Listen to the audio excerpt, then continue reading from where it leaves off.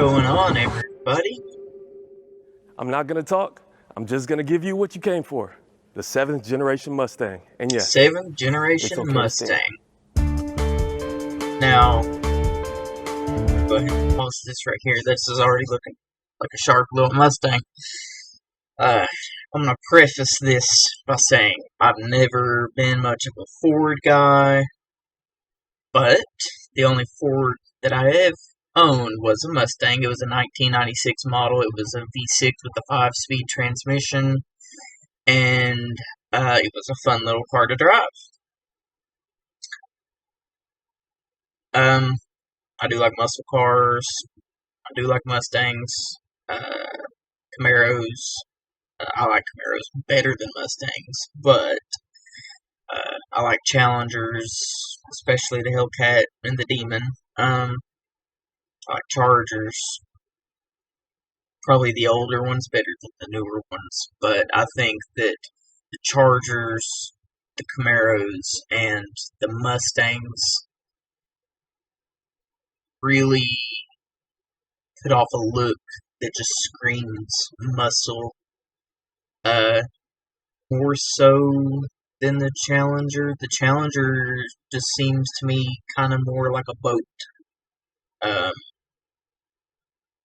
It's definitely a really fast car, really powerful engine, and a lot of horses, but to me, it just looks more clunky and bulky, and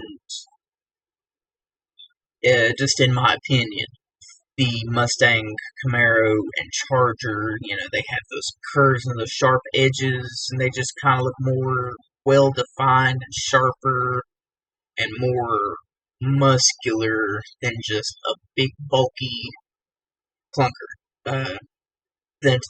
Again, that's just my opinion. So, we're going to get back into this. First look, 2020 Mustang.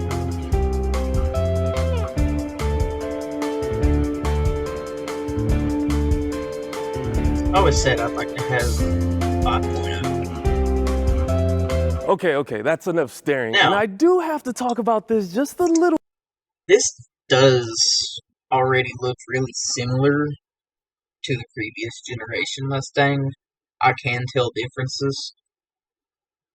I just really hope that they don't keep producing that stupid Mach-E, that electronic crossover piece of crap, that SUV crossover Mustang thing. That's just the ugliest thing I've ever seen in my life.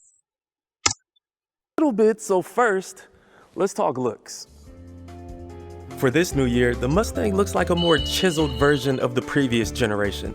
It still retains its heritage design with a familiar front end and tri-bar headlights, and looks like it means business with a shortened rear overhang, sleek roofline, and wide stance. There's 2 engine options, no hybrid, and both have rear-wheel drive. There's no all-wheel drive option. The EcoBoost model has an all-new 2.3-liter turbocharged engine, just in case you want to go the more fuel-efficient route. And the GT model has a 5-liter V8 Coyote engine in its 4th generation, just in case you want to piss off your neighbors. Hey, Carl. Yeah, I've always liked... and I mean remotely.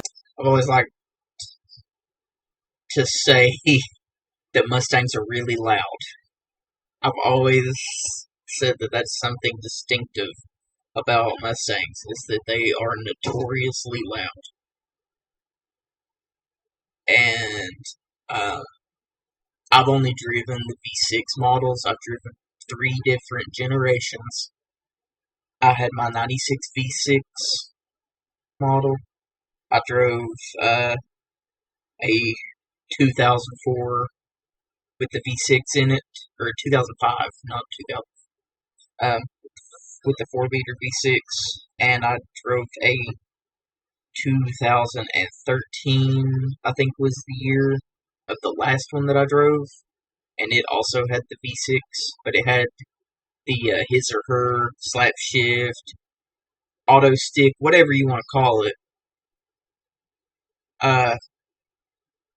And yeah, that was probably besides the actual 5-speed, the 2013 with the his or her shifter was a lot more fun than 2005 V6. And it had a little bit more behind it. So let's get back to this. Make them mad. And that pun is intended because there's now an available feature that lets you rev the engine from your key fob. And our Mustang here doesn't have the feature to rev on the fob, but I mean, come on, we got it started. We got to hear it. Ooh, spicy. And while on the topic of engines, horsepower, torque, and fuel economy numbers, we don't know yet because Ford hasn't told us. Styling characteristics will help you differentiate between Mustang models. The GT has a redesigned splitter, larger grille, and hood vents for a more athletic appearance, and of course, the GT badge. And yes, you can get both the EcoBoost and GT in convertible variants. Each model has an optional performance pack which adds track-focused features like a Torsen limited slip differential. I'm going to go ahead and add that I'm not much of a convertible guy. Just a personal preference of mine.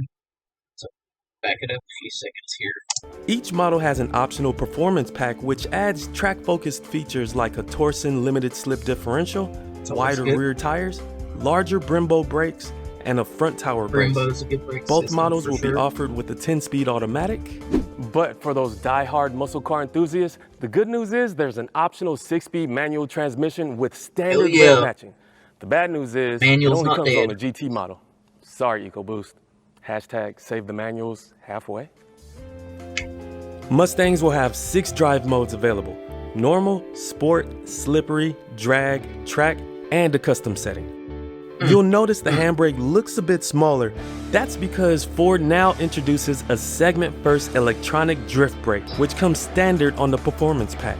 Ford says it's engineered to give pro drivers a competition-ready system and novice drivers a way to learn and improve their drift skills. And I just want to try it out for myself to see if that's all true. That's awesome.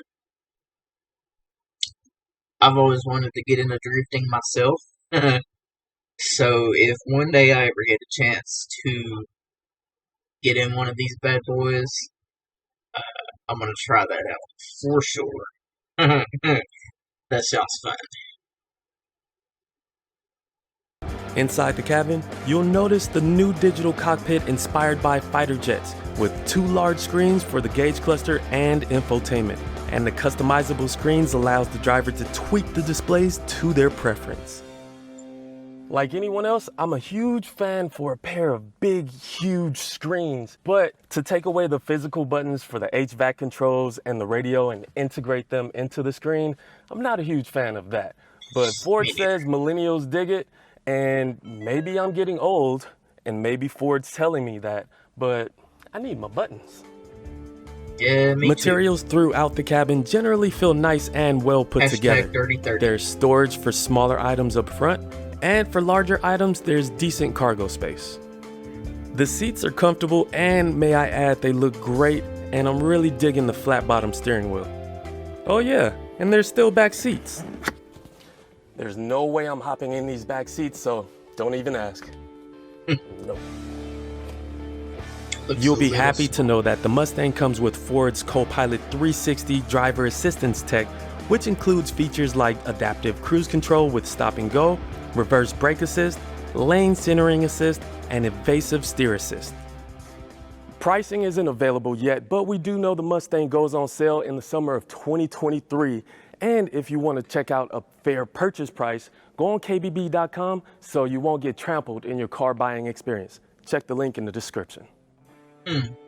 Ford is looking to make a statement with the 7th generation Mustang. There's a strong heritage behind it and a cult following aside it. But with a decline in gas-powered engines and the evolution of sporty EVs, this 7th generation Ford Mustang with its naturally aspirated V8 may possibly be a last of its kind. So if you're looking to go out with a bang, you might want to check out the Stang. I love those lights. Those headlights are amazing.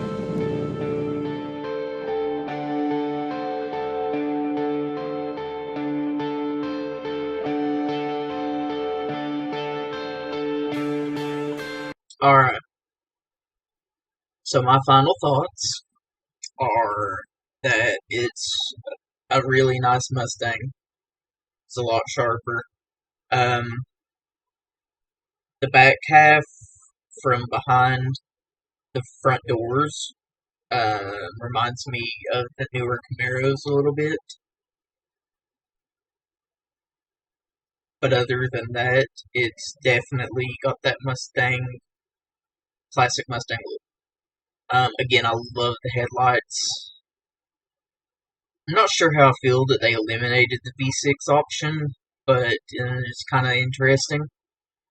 And I'd like to see if they're going to add an additional level up and give it some forced induction, maybe supercharge that engine, and give us an extra option, or I'm sure Roush is going to get a hold of it.